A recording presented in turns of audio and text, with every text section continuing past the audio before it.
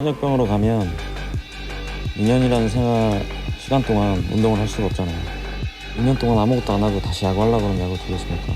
무릎 연골, 허리 디스크 얘긴 많이 들었어도 소변 조작이라 참 기발하지 않습니까? 어떻게 하는 건지 보도해드립니다만 절대 따라하시면 안 됩니다.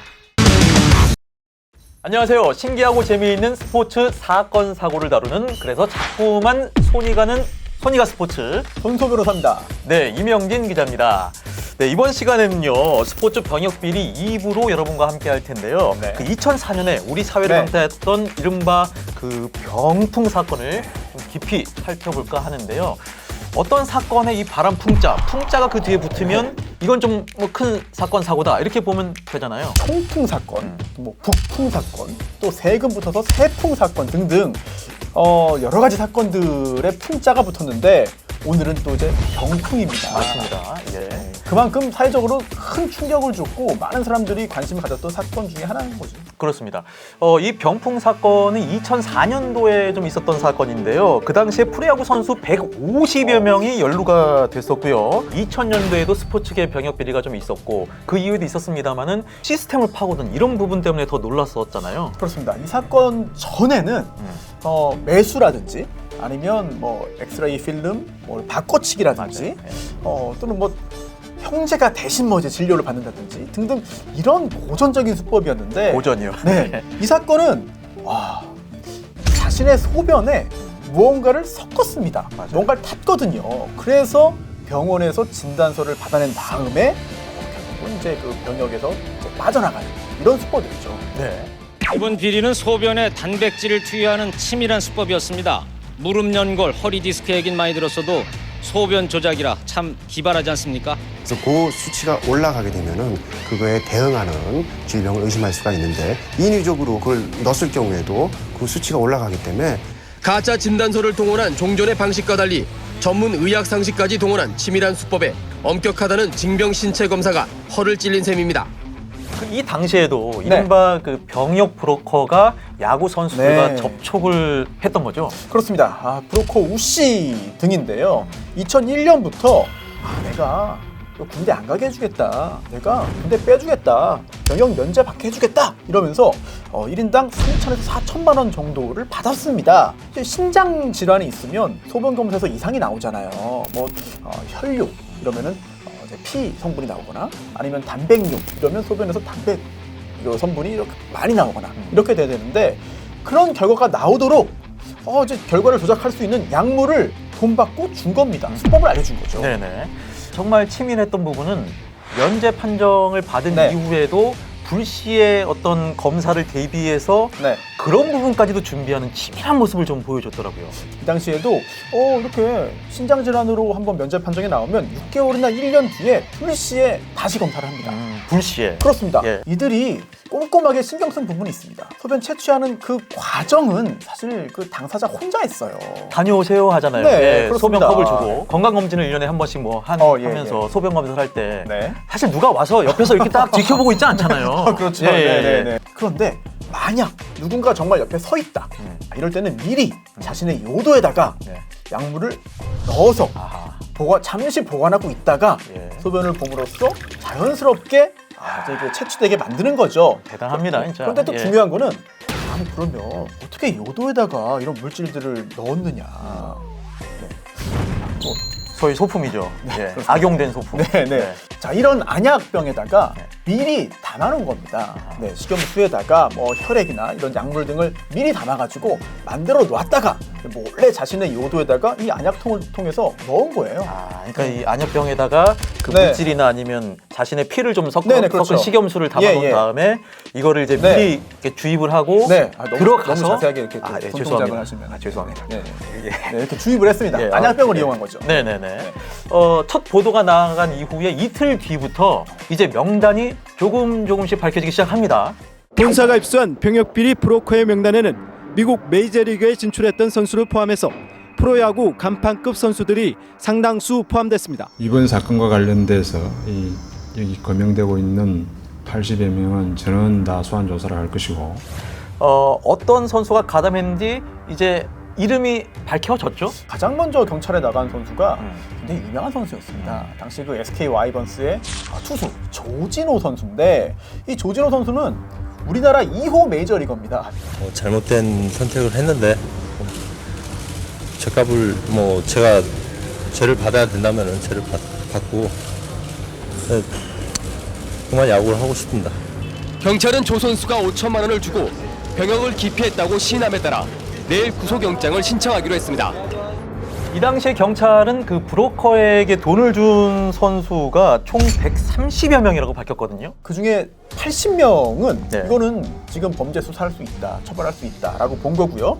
공소시효 완성된 50명은 처벌은 할 수 없지만 병역 기피한 게 확인되면은 병무청에 통보해서 다시 신체 검사 받도록 재검을 받아라. 네, 재검받도록 하고 그 결과에 따라서 절차를 진행하기로 했는데요. 지금에 와서는 뭐 그 당시의 명단이 모두 밝혀졌고 공개가 됐는데요. 살펴보면 유명한 선수도 대거 좀 포함이 돼 있죠.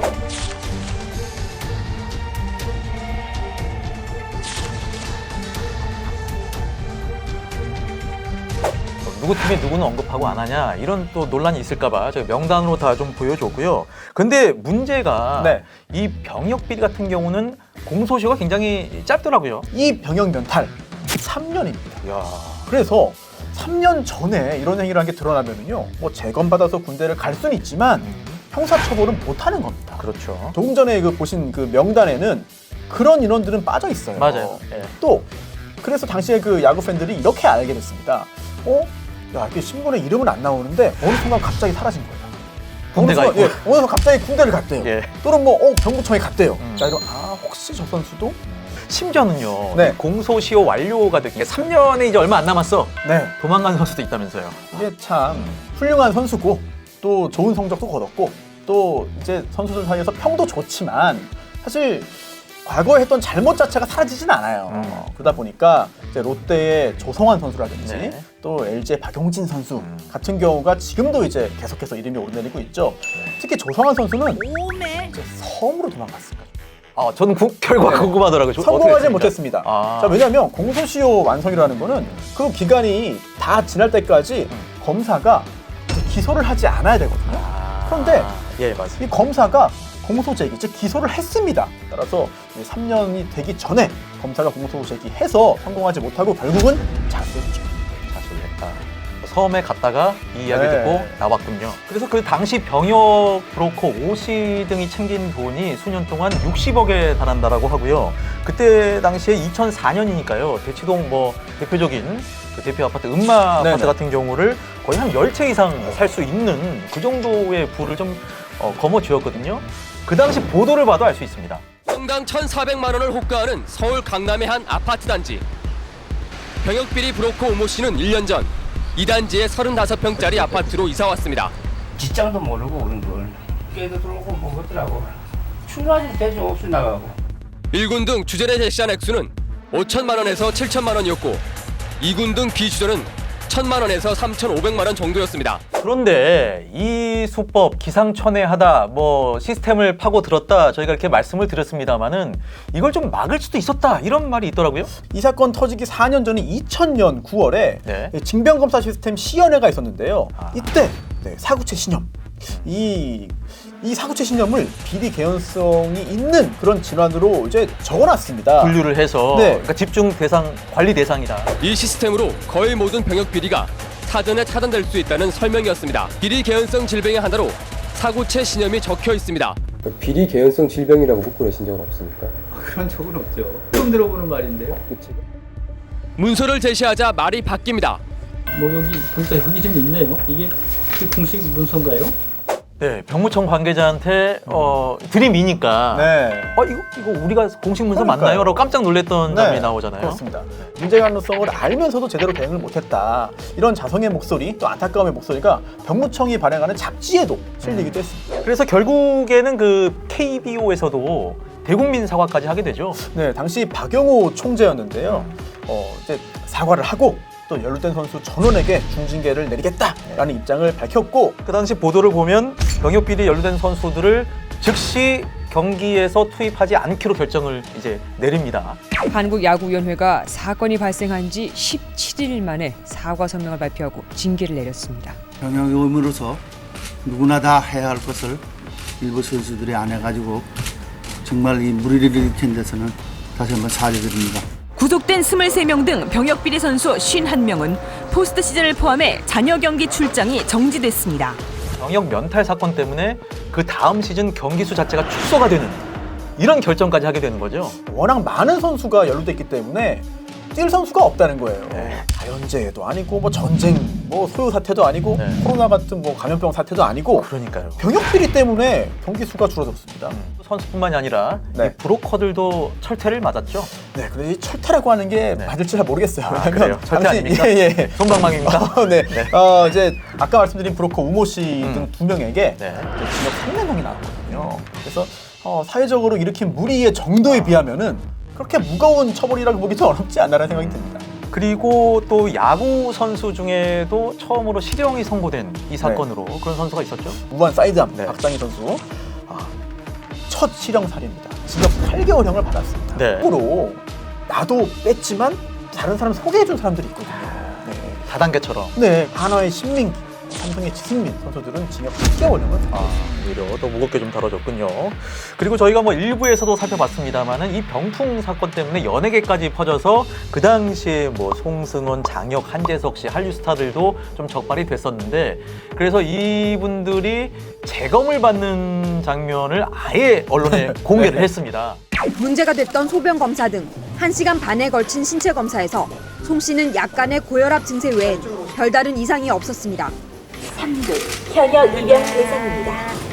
대해서 맡은 바 임무를 성실하게 이행하고 돌아오겠습니다. 군생활 정말 잘 하고 오겠습니다. 늦게 가는 것만큼 더 열심히 하겠습니다. 어쨌든 시간이 흐르고 2007년부터 이때 연루된 선수들이 조금씩 그라운드로 이제 돌아오기 시작하는데 당시의 기사들을 보면 좀 뭐랄까요, 좀 의외의 좀 기사가 많더라고요. 저희의 좀 감성과 다른. 삼성 윤성환 같은 경우에 팔꿈치 수술을 받은 배영수의 공백을 어느 정도 메워줄 것이다 라는 이런 그 기대가 섞인 기사도 있었고 또 한화의 이영우 가장 억울한 경우다. 억울함의 어떤 단계를 분류해서 또 분석하는 기사를 썼군요. 왜냐하면 그 억울하다는 이유가 이거예요. 2002 아시안게임 금메달을 땄는데 그 전에 병역비리 저질렀다. 그래서 그 병역비리 때문에 병역 혜택 날아가고 군대 갔다 왔다. 이게 과연 억울한 일인지 잘 모르겠습니다만 어쨌든 그런 기사가 나오기도 했고 또 독특한 선수는 군대를 갔는데 또 의가사 제대로 하는 바람에 일찍 복귀한 선수도 있었더라고요. 바로 SK 이호준 선수인데요. 그런데 거기에서 몸이 안 좋아가지고 전역을 했습니다. 금방. 조기 복귀를 한 거죠. 그랬더니 당시 기사 제목 중에 하나가 이호준의 복귀는 용병 타자 1명 더 얻은 것이나 같다. 이순철 당시 LG 감독이 오키나와에 차려진 스프링 캠프에서 언론 상대로 이런 말을 했어요. 어떤 말 했습니까? 작년의 병풍 사건은 우리나라 프로야구 이미지에 먹칠을 했다. 그리고 여기에 이어서 병풍 사건에 대한 사면 신중하게 검토해야 된다. 그러면서 야구계 일각에 있었던 좀 온정주의에 대한 또 경고성 이야기를 했습니다. 2004년은 워낙 방대하게 일어났기 때문에 저게 병풍으로 좀 특별히 좀 깊숙이 다뤘던 거고요. 야구뿐만이 아니라 뭐 다른 종목에서도 사실 이루어져 왔던 거잖아요. 그렇죠. 지금도 이 뇌전증을 가장한 그 수법으로 배구, 축구, 기타 뭐 프로스포츠가 아닌 종목도 지금 연루가 되어 있는 상태고요. 맞습니다. 네, 그렇습니다. 제가 뭐 스포츠 취재를 하면서 들었던 말 중에 하나가 이 스포츠계에서 그 약물 있지 않습니까? 도핑. 약물이 진화하는 속도를 도핑을 그 검사하는 속도가 따라가지 못한다. 이런 말이 있었거든요. 어떻게 본다면 병역 면탈 관련해서도 경계를 계속 해야 되는 게 늦추면 안 되는 이유가 그런 쪽에 좀 있을 것 같아요. 병역 의무를 당당하게 이행을 하고 그 다음에 이제 그 복귀해서 선수 생활 잘하겠다는 다짐을 해야지 잠시 유혹에 빠져가지고 나 이거 어떻게 빠져볼까 이런 불법적인 생각을 하면은 절대 안 되겠습니다. 저희가 1부와 2부에 걸쳐서 살펴본 스포츠계 병역비리 오늘은 여기서 마무리를 하겠습니다. 승계 스포츠 여기서 인사드리겠습니다. 저희 커피 마시면서 마무리하시죠. 고맙습니다. 이럴 때 마시면 됩니다. 일 끝내고 시원하게 오늘 고생하셨습니다. 고맙습니다. 예.